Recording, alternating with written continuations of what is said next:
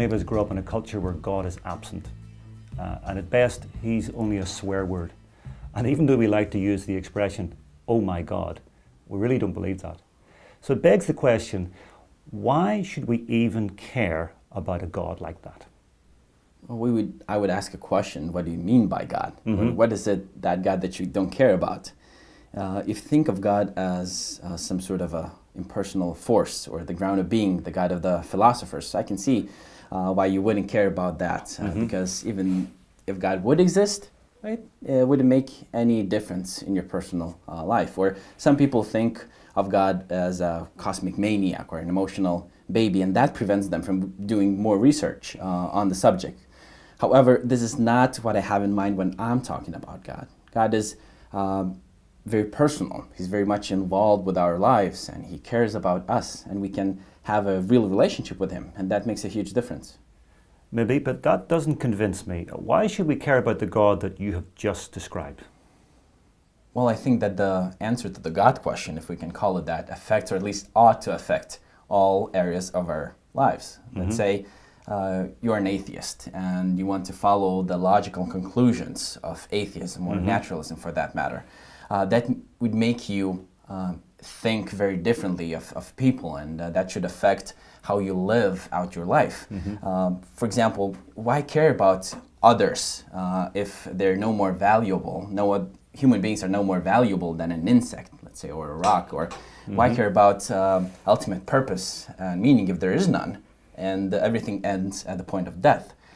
So I'm not saying that atheists cannot be nice people, or they can, or that they live purposeless lives. You know, this is not what I'm saying. I'm glad to hear that. Some of my best friends are atheists.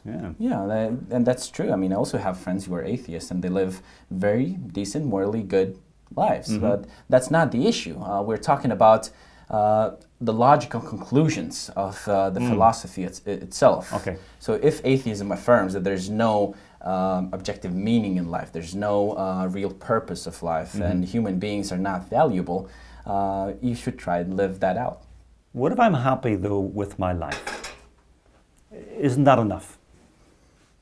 The answer to that question, to be honest, has eternal implications too. If we take the Christian perspective to be right, this is not the only life that we're getting.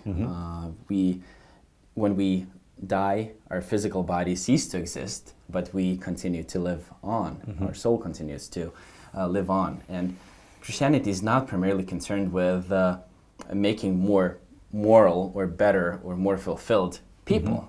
The primary concern of Christianity is to bring people into a live and vibrant relationship with God. And even though that relationship will bring us peace and give us joy and fulfill us, give us real meaning and purpose, there's more to that as well. If we would understand the concept of God better, or who he is, we would soon realize that he is the only one that's worthy of all the worship and praise. What I mean is that human beings are all worship agents. For us, it's not possible not to worship.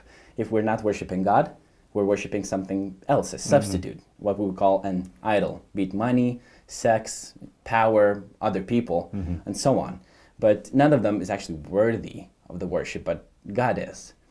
And if you still not convinced, right, and you still don't, see why you should care about God, the bottom line is that he does care about you.